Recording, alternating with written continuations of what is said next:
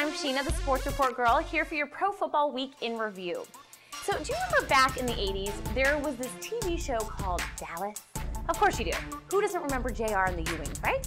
Well, apparently it was such a popular show, they decided to bring it back to Fox instead of CBS, as the NFC is on Fox and the AFC is on CBS. But that is really neither here nor there. My point is the Dallas Cowboys are turning into a soap opera this year. It all began before the season even started with the trade for Pac-Man Jones.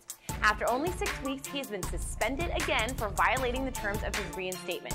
This time, it's for a minimum of 4 games, but will probably be longer if the commission isn't satisfied that Jones has learned his lesson. And really, after this many incidents, how could he be satisfied? At the same time this was going down, the NFL trade deadline was approaching. Not one to pass up an opportunity to improve his team on paper, owner Jerry Jones traded for Detroit wide receiver Roy Williams. He is expected to sign a lucrative long-term deal with the Cowboys that will keep him on the other side of TO for the next 4 to 5 years.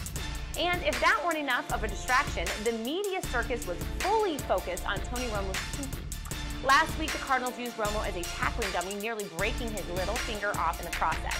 Tony was supposedly done for at least 4 weeks, but then he received a call from the meddling Brett Favre.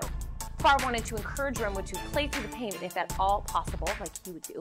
By midweek, Tony was throwing the ball in preparation, but then remembered who he was dating and decided he had suffered nothing.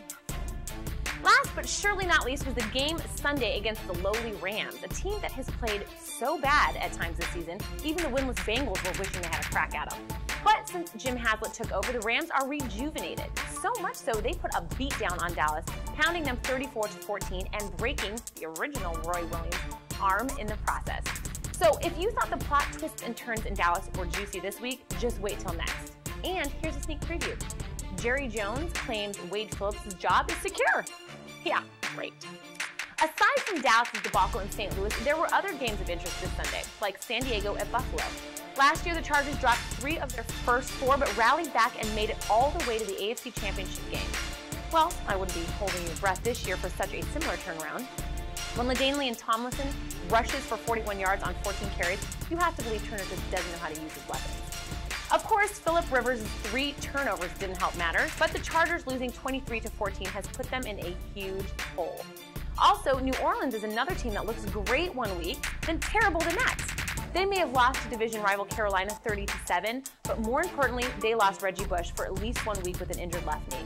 Without Bush, the Saints lose their leader in rushing, punt returns, touchdowns, and their second leading pass receiver. So, basically, they're screwed.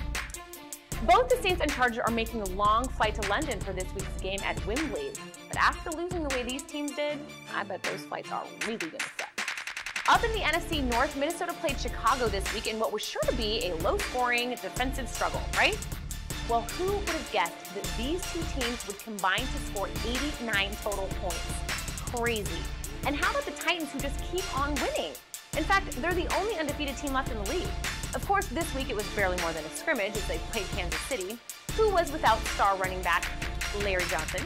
Johnson was benched by coach Herman Edwards for violating team rules, but it's starting to look like he'll miss even more games.